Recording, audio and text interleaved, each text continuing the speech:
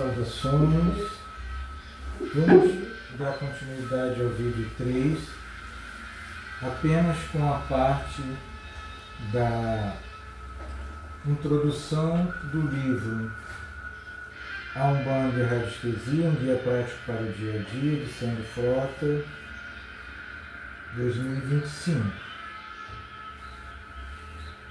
Introdução.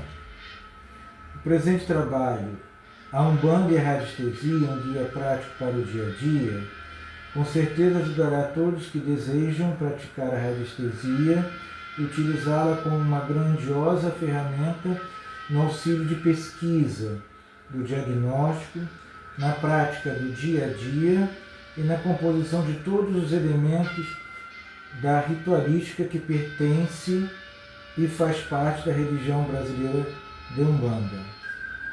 Então, a radiestesia, a gente pode considerar a radiestesia como uma técnica, como uma ciência que a gente vai desenvolvendo através de um conhecimento prévio de algum assunto para diferentes fins. Então, temos a radiestesia voltada para terapias de tratamentos de saúde, principalmente a radiestesia, ela é utilizada para diagnosticar, para diagnóstico, para pesquisa e depois sendo utilizada outros métodos para o tratamento. Então, se eu tenho um pouco de conhecimento sobre geobiologia, geologia, atividades que envolvem o solo, eu posso me aprofundar e trabalhar a radiestesia principalmente para a geobiologia, que aí vai ver o trabalho de solo, do espaço, do local, como está o diagnóstico da casa que moramos, do terreno que nós vamos comprar, de uma fazenda, procurar água. Então é diretamente. Nós também podemos usar a radiestesia, além da geobiologia, além de diagnosticar e tratar o ambiente, a gente pode usar para esse tratamento terapêutico, para diferentes tipos de pesquisa, dentro da psicologia, dentro de qualquer áreas de recursos humanos, e como eu aqui estou aplicando dentro da parte mais sutil, dentro da parte mais espiritualista, que também a gente pode usar o trabalho da radiestesia com os pêndulos hebreus, né, que é a radiestesia da verdade, muito interessante. Dentro do diagnóstico, primeiramente a radiestesia é uma técnica para diagnosticar, para pesquisar, e depois a gente usar uma outra técnica para fazer as correções, o tratamento, o reequilíbrio dentro da Umbanda. Então, temos que praticar a radiestesia, treinar a radiestesia, entender a radiestesia, né, que é sensibilidade à radiação, a qualquer tipo de radiação que o nosso corpo consegue absorver, e muitas das vezes a gente não consegue com os nossos, na maioria das vezes, não conseguimos diagnosticar com os nossos sentidos naturais, com a visão, com a audição, com o olfato, com o paladar, com o tato, a gente não consegue. Então a radiestesia, a gente vai absorver isso no nosso organismo. Se eu ando num terreno, num ambiente que ali tem uma variação muito grande, sutil de energia, meu organismo consegue absorver, consegue encaminhar isso para o meu inconsciente, para o meu consciente, e isso vai ser transformado em impulsos fisiológicos para o meu sistema nervoso, até chegar nas minhas mãos quando eu estiver usando qualquer instrumento, seja o pêndulo, seja esse outro tipo de pêndulo, seja esse outro tipo de pêndulo, seja as varinhas do All-Road, o Aurameter, qualquer tipo de instrumento. Como sempre, nenhuma pretensão esgotar, enaltecer qualquer trabalho deste livro ou competir com outras técnicas usadas nas religiões afro-brasileiras há muitos anos, décadas ou séculos, em nosso território nacional e até em outros países. Essa técnica é mais uma para agregar. Ou seja, algumas pessoas podem falar, mas as religiões afro-brasileiras, a Umbanda, o Candomblé, o Catimbó, a Jurema e muitas outras, usam outros tipos de recursos. Sim. Se a gente for perguntar para uma pessoa que provavelmente é só um candomblecista, ele vai dizer que dentro da Umbanda não se utiliza oráculos. Ele vai estar certo dentro daquilo que ele aprendeu, mas é muito mais universal do que a gente imagina. A Umbanda sim tem oráculos, pode usar oráculos, desde que a pessoa pratique, desde que a entidade que está trabalhando tenha também um pouco do conhecimento e autorize esse tipo de uso, mas existe sim, porque os oráculos, eles são metodologias, são recursos milenares, né, que vêm os egípcios, os romanos, os gregos, os hebreus, todos eles vão usar algum tipo de oráculo e vai sendo passado de geração a geração, fora aqueles que a gente nem conhece, que advêm desde a pré-história. Então, pode sim, desde que se use com um certo equilíbrio, domínio e responsabilidade, né? Então, eu faço, nesse caso do trabalho com a Umbanda, eu faço todo o diagnóstico com a radiestesia, dentro dos 7 raios, 7 linhas de Umbanda, dos falangeiros da Umbanda, da cromoterapia, dos chakras, o que for preciso, eu faço esse diagnóstico. E se eu vou fazer alguma correção com a finalidade de equilíbrio dentro dos rituais afro-brasileiros, dentro da Umbanda, principalmente, eu poderia usar o pêndulo, sim, poderia usar um outro grafo, sim, na hora da aplicação, sim, mas eu uso 4 búzios e vou fazendo a confirmação na hora desse trabalho, mas poderia confirmar com a radiestesia diretamente. Então, não é para competir, não é para fazer competir com nenhuma religião, né? Nenhum outro tipo de oráculo. É para agregar. Existem várias maneiras da gente conseguir praticar e colocar em prática a religiosidade, a espiritualidade. Né? Nenhuma é melhor do que a outra.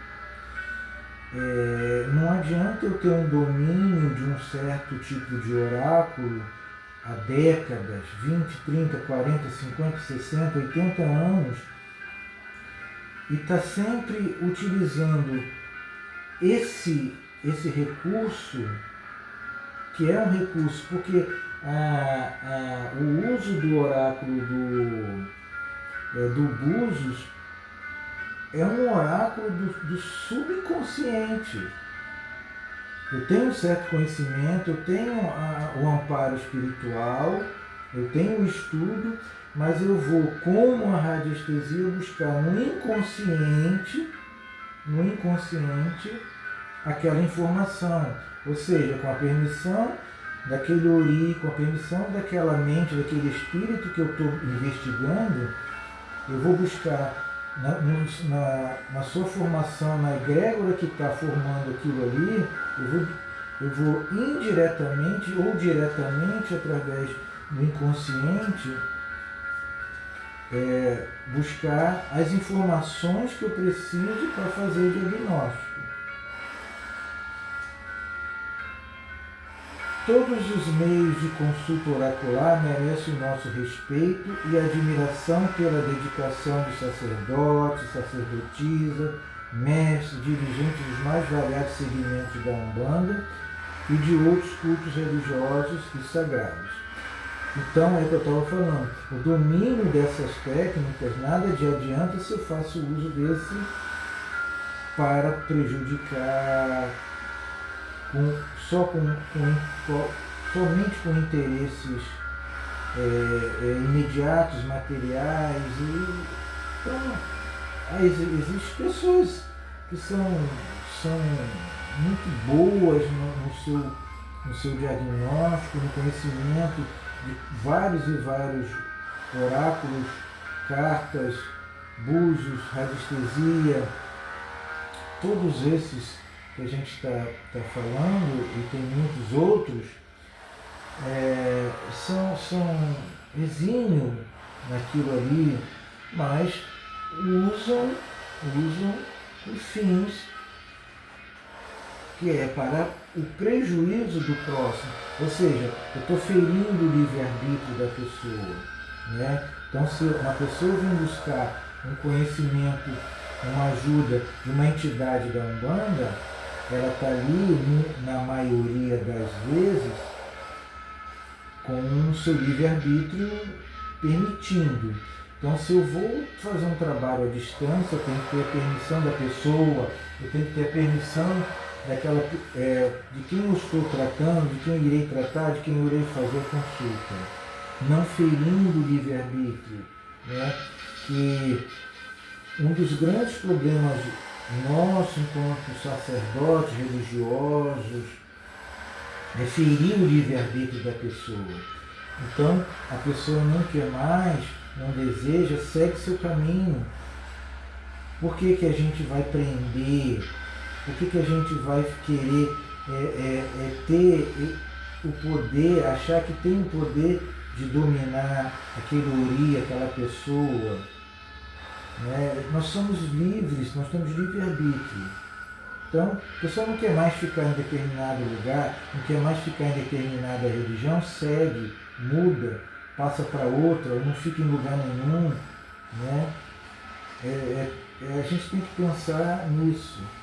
Né? Por isso que eu não me prendo enquanto espaço físico a quantidade de pessoas, eu não me prendo, as pessoas podem visitar, desde que respeitem as regras da nossa instituição, da nossa casa, desde que respeite as normas que nós temos, que são normas simples, mas que são praticadas desde que nós fundamos o espaço e fomos melhorando no decorrer do tempo. Se não gostou, se acha que a prática desse tipo de religião não é o que a pessoa gostaria ou gosta, se tem atabaque, se não tem atabaque, se bate palma, se não bate palma, se a entidade atende em pé, se a entidade atende sentado, se tem rituais, dogmas, se tem ritos que a pessoa não gosta de fazer, procura outra ou nenhuma. Né? Se eu não gosto de pontos de cantiga, se eu não gosto de acender uma vela, se eu não gosto de fazer um agrado, uma oferenda, e tem outros caminhos, vou para esses outros caminhos. Se chama livre-arbítrio. Se esta casa aqui não toca tabaco, então eu já consigo me concentrar ou fazer o processo de desenvolvimento mediúnico, de incorporação. As minhas entidades só gostam de trabalhar em terreiros que tenham o atabaque em todas as sessões, em todos os trabalhos. Vá para uma casa que tenha atabaque. Eu só consigo me concentrar nas entidades acostumadas a trabalhar num ambiente que não tenha atabaque. Vá para uma casa que não tenha o atabaque. Isso não quer dizer que a casa que tenha ou a casa que não tenha é a melhor do que a outra. Isso não é parâmetro. Não é parâmetro. É o que nós estamos fazendo em nome da religião. É o que nós estamos fazendo em nome da religião. A nossa prática. É isso que vai determinar se o ambiente é mais elevado ou é menos elevado, é mais amparado ou é menos amparado. A radiestesia é uma ferramenta, uma técnica que nos ajuda a amplificar nossa sensibilidade. Ela é a própria sensibilidade a diferentes radiações, ou melhor, a diferentes vibrações ou microvibrações que nossos sentidos não percebem, pois todos somos capazes de aprender essa técnica maravilhosa. Foi o que eu falei. É a sensibilidade a tipos de radiações, a vibrações, né? É simples. A gente entra em um determinado ambiente, seja de trabalho, seja de lazer, seja visitando uma família, uma casa, muitas das vezes a gente vai sentir vibrações ali que vai nos chocar, vai fazer com que a gente perceba esse ambiente não é muito agradável, ou esse ambiente é tranquilo, é bom, é maravilhoso, eu me sinto paz. Agora tem ambiente que a gente pisa, vem do solo, das paredes, das pessoas, ou dos objetos, ou de tudo isso, uma energia que contrai os meus músculos.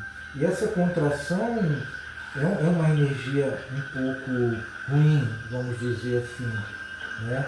É uma vibração não muito boa, né? Eu me sinto contraída.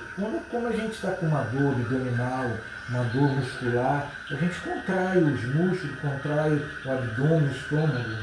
Então a gente não é bom, não é diferente da gente estar bem, é diferente da gente estar em um ambiente agradável, que a nossa musculatura relaxa mais. O nosso sistema nervoso fica mais tranquilo, fica mais calmo, a nossa mente. É isso que a radiestesia, ela, com um instrumento, que esse instrumento ele amplifica essa sensibilidade nossa. Existem pessoas, sim, que com as suas mãos, com o seu pensamento, ele vai conseguir diagnosticar e sentir as vibrações colocando a mão. Tem sensitivo que coloca a mão num objeto, ele coloca a mão num objeto, ele se concentra, ele vai fazer um diagnóstico. Quando foi feito, de quem é esse objeto, de onde veio, o que ele está fazendo aqui, se ele está trazendo vibrações boas ou não. Então tem pessoas que são natas a essa sensibilidade. Agora, a gente adquire essa sensibilidade também praticando a radiestesia.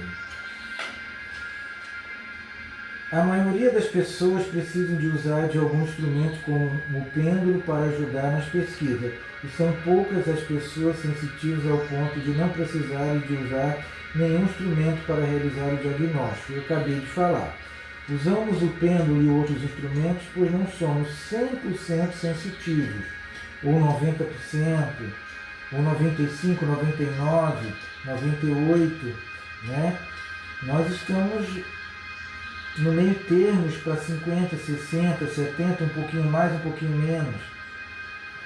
Os nossos 5 sentidos não detectam somente essas microvibrações pelo tato, visão, audição, paladar e olfato. E sempre iremos recorrer à técnica da radiestesia com pêndulo. Veja quantas pessoas usam as varinhas, principalmente no interior do Brasil, de outros países, as chamadas forquilhas. Pega uma determinada ave, um determinado pedaço do galho e vão diagnosticando ali, aonde eles vão pisando, o solo, o subsolo, vai transmitir para aquela pessoa onde tem uma determinada vibração que vai indicar que ali passa veio de água. E não é uma vibração sutil, leve, boa. Não, ali há uma formação ali na rocha, de atritos, muitas vezes de veios, muitas vezes que tenha profundidade onde as rochas elas se chocaram, subiram, desceram, criaram crateras, fissuras onde a água penetra, e ali há uma corrente eletromagnética que pode ser de diferentes vibrações, mais rápida, menos, um pouquinho dependendo da profundidade. E não é porque tem água aqui, não, pelo contrário, a vibração é um pouco mais densa, mais pesada. Aí ao movimento passa ali pelos pés, pelo solo, aí vai passando por todos os chakras até chegar no sistema nervoso central, e do sistema nervoso central irradiar para os nossos músculos periféricos e a mão fazer o movimento, né? A mão faz o movimento naturalmente. Então existe a forquilha natural, né? Existe aquelas que são de plástico, existe os cobres, arame, qualquer instrumento, né? O próprio dual hold, que são as duas varas, as duas hastes, né? Que elas se contraem, elas se repelem, elas fecham, abrem, dependendo da vibração. Então, essa introdução é importante, é muito assunto, como foi falado aqui. Não tenho a intenção, e eu acredito que muitos que estudam não têm intenção de esgotar, porque o conhecimento é muito amplo, o conhecimento é muito vasto, a gente às vezes consegue 10, 20, 30, 40, 50, 60% do conhecimento. Então, uma pessoa vai praticar de um jeito, outra pessoa vai praticar de outro jeito.